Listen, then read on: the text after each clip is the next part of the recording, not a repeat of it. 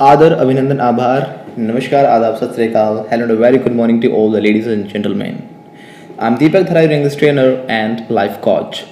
And today I'm back with a combo video. Yes, this is a combo video. So what do I mean by combo video? So today it is not only advanced English, it is the combo of two kind of sentences, daily use sentences and advanced English, right? So आज आप इसमें health से related daily use के sentences एक advanced वे में कैसे present किए जाएं उसके बारे में आप सीखोगे और ये आपके लिए बहुत ही महत्वपूर्ण वीडियो होने जा रहा है. It's very very indispensable video for you because ये ऐसे सेंटेंसेस आप बाहर जाते हो हर बार आपके सामने आते हैं और बहुत सारे बच्चे इनकी अधिकतर सेंटेंसेस की इंग्लिश नहीं बना पाते, वो कंफ्यूज रहते हैं कि इस इंग्लिश क्या होगी, राइट? सो आई होप कि आप एक्साइटेड हो मेरी तरह इस वीडियो को देखने के लिए, सीखने के लिए. But before going any further, it's my heart request you all. देखो, गुरु दक्षिणा है ना. गुरु दक्षिणा में एकलव्य ने अपना गुरु को अंगूठा काट के दे दिया था, लेकिन मैं अंगूठा काटने की नहीं कह रहा, मैं कह रहा हूँ इस अंगूठे को यूज़ करो, सब्सक्राइब को दबाओ, लाइक करो, शेयर करो और कमेंट जरूर करो, ठीक है ना. अंगूठे का यूज़ करना, अंगूठा काटने की नहीं कह रहा मैं. तो आई होप कि गुरु दक्षिणा में मुझे आप ये काम जरूर करोगे मेरे लिए, क्योंकि आप एक बहुत ही अच्छे स्टूडेंट्स हो. तो चलते हैं आगे. Let's see what we have in this video lecture, right. हमारा फर्स्ट जो सेंटेंस है वो है, जो मेरे पिता ना जो मौसमी बुखार है उससे पीड़ित हैं. मौसमी बुखार समझते हो ना, कई बार कहते हैं ना डॉक्टर के पास जाते हो, बुखार है, हाँ ये सीजनल फीवर है, मौसमी बुखार बोलते हैं. तो कैसे हम सीजनल फीवर ही कहेंगे? बताओ कैसे बोलेंगे इंग्लिश कि मेरे पिता को मौसमी बुखार है. तो जो मौसमी बुखार है इसका मतलब होता क्या है एक्चुअली? ये मौसमी बुखार होता है ना, इसका मतलब होता है मलेरिया. Yes, malaria. मैं उस बीमारी की बात नहीं कर रहा, वो भी मलेरिया का ही पार्ट होती है एक तरीके से. तो मौसमी बुखार को मलेरिया ही कहा जाता है. ये एग्जैक्टली बहुत सारे लोगों को पता नहीं होता. ओके, तो मेरे पिता सफरिंग वगैरह आप लगाते हैं, आपको पता बीमार होते हैं, तो कि जैसे कि मैं कहूँगा मैं सफ़र कर रहा हूँ, I am suffering from fever, या फिर मैं मौसमी बुखार से सफ़र कर रहा हूँ, I am suffering from malaria. लेकिन एडवांस्ड इंग्लिश की बात कर रहा था, डेली यूज़ भी और एडवांस्ड भी है. तो इंग्लिश कैसे बोलेंगे? तो बोलेंगे my father is laid up. यहाँ पे बोला जाएगा लेड अप. लेड अप का होता है लेटना. यहाँ पे लेड अप का मतलब क्या? उनकी वजह से वो धराशायी हो रखे एक तरीके से, आप कह सकते हो बीमार हुए पड़े हैं. तो my father is laid up with malaria. कैसे बोलेंगे? My father is laid up with malaria. ऐसे नहीं बोलना he is suffering from malaria. No, my father is laid up with malaria.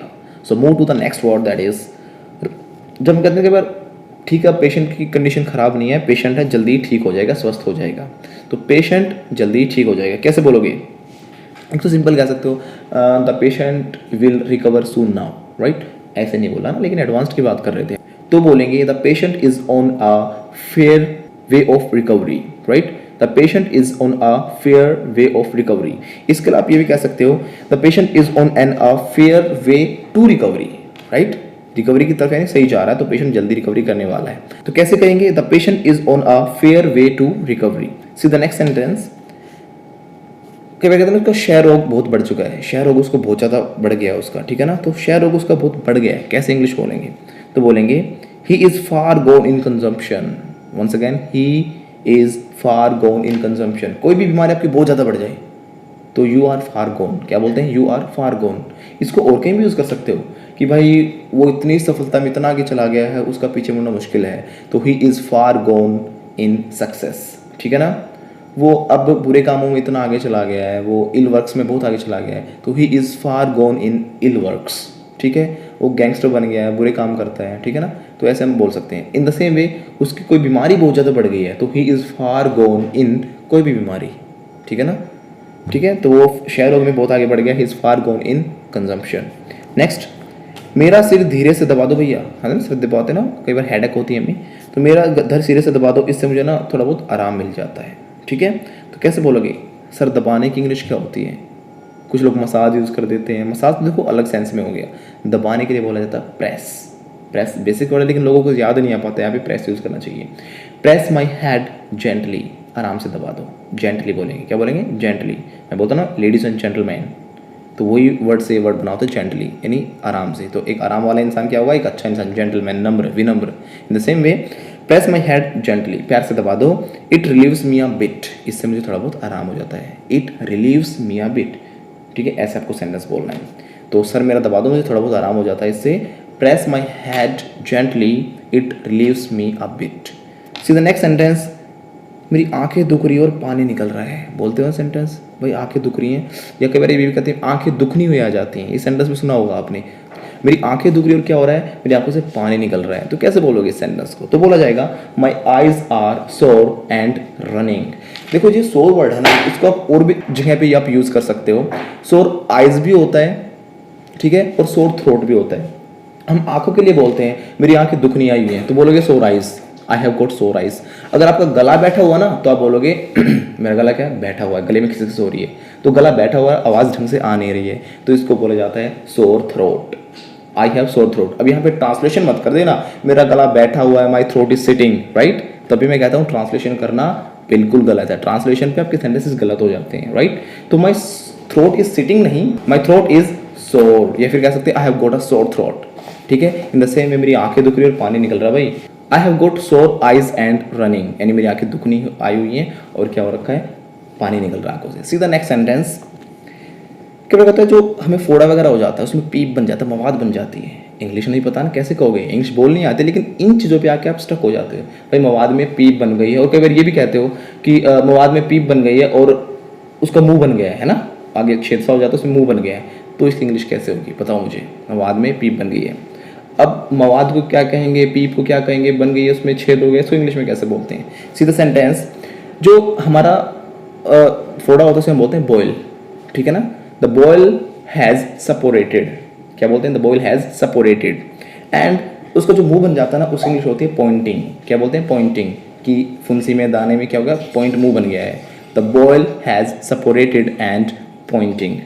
C the next sentence that is, आज मेरा पेट ना बिगड़ा हुआ है, कुछ खाना खाऊं पेट में कुछ गड़बड़ी सी हो रखी है, तो आमाशय बिगड़ा हुआ है, पेट बिगड़ा हुआ है, पेट गड़बड़ी सी हो रखी खाने में, तो कैसे बोलोगे?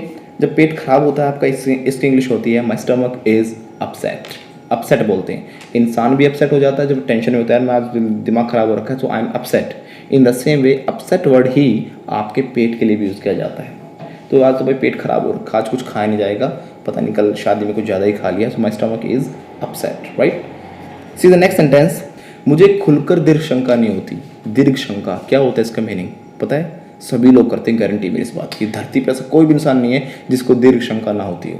दीर्घ शंका का मतलब क्या होता है? पोटी करना।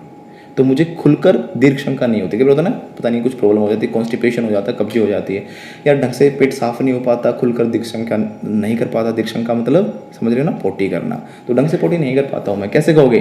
Tell me fast. पेट में गड़बड़ हो रखी थी ना, तो इंग्लिश क्या बोली थी? माई स्टमक इज अपसेट। तो मैं खुल के, फ्रीली, खुल के की इंग्लिश क्या होगी? फ्रीली। मैं क्या नहीं कर पा रहा? दीर्घ शंका नहीं, पोटी नहीं कर पा रहा, तो इंग्लिश में बोलेंगे my bowels do not work freely. Once again, my bowels do not work freely. इसकी जगह आप एक दूसरा वर्ड भी बोल सकते हो, पास स्टूल। आप ये कह सकते हो I am not able to pass stool freely, right? ठीक है, तो आप दोनों तरीके से बोल सकते हो। आप वर्क की जगह पे मूव वर्ड भी लगा सकते हो। एक वर्ड और बता देता हूँ, मूव। इतने सारे ऑप्शंस मैंने आपको दिए, आप जो मन करे आप लगा सकते हो, जो आपको अच्छा लगे। मूव भी लगा सकते हो, तो बोलोगे आप माई bowels do not move freely. इसका मतलब मैं ढंग से उठ नहीं जा पाता हूँ। सी द नेक्स्ट सेंटेंस, हाँ आप कोई एक दवाई वगैरह, कोई कब्ज तोड़ने वाली जो दवाई होती है ना, वो ले लो। अब कैसे कहोगे कब्ज तोड़ने वाली दवाई ले लो, बताओ?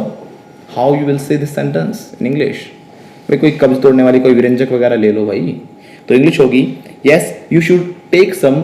जो कब्ज तोड़ने वाली दवाई होती है ना, उसको हम बोलते हैं लैक्सेटिव। क्या बोलते हैं? Laxative. You should take some laxative, okay, then you will get a relief. Next word is, मेरा जी मिचला रहा है। क्या जी मिचलाता है ना, उल्टी से आने को हो जाती है, वोमिटिंग होती है, लाइक, राइट? तो कैसे बोलेंगे? I feel nausea. I feel like vomiting भी कह सकते हो, आपकी मर्जी आप कैसे बोलना चाहो, लेकिन फील लाइक वोमिटिंग मेनली जो आप कोई वैसे आपकी तबीयत खराब होती है ना, बुखार वगैरह में वोमिटिंग आती है, तब यूज़ करते हैं उसको, कुछ ज़्यादा प्रॉब्लम होती है। लेकिन कई बार तो चीज़ों से कभी अपने आप ही आती नहीं है ढंग से वोमिटिंग, और आने को हो जाती है, तो उसके लिए नोजिया बोला जाता है, बिल्कुल जी खराब हो जाता है। So I feel like nausea या फिर आई फील नोजिया, दोनों कह सकते हो, ठीक है।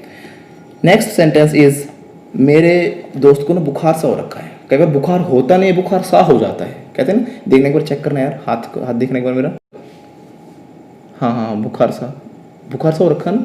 जब बुखार सा हो रखा है, ऐसे कहते हैं ना कि बुखार हो नहीं रखा लेकिन बुखार सा हो रखा है, तो इसकी इंग्लिश क्या होती है बताओ? Tell me fast. अगर बुखार हो रखा है तो कैसे बोलोगे? I am laid up with fever. Advance English बताइए मैंने आपको। क्या अपनी गाड़ी की इंश्योरेंस करा ली? तो कैसे बोलूँगा? Have you got your car insured? Bike की इंश्योरेंस कराई? Have you got your bike insured, अपनी इंश्योरेंस करा ली, have you got yourself insured. So guys, ये थे कुछ सेंटेंसेज जो कि डेली यूज़ में आपके बहुत काम आएंगे और आप बाहर निकलोगे। आई होप कि आपको जरूर ये हेल्प करेंगे और आप इनको यूज़ करते हो तो एक अच्छा इंप्रेशन आप बाहर जो लोग उनके ऊपर डाल सकते हो। सो अगर वीडियो अच्छी लगी है तो लाइक शेयर कमेंट करके हमारा उत्साह बढ़ाएं। हमें एक आप ये मान सकते हो गुरु दक्षिणा के रूप में कम से कम ये फीस हमें ज़रूर दें और मिलते हैं आपसे नेक्स्ट वीडियो में। तब तक के लिए नमस्कार।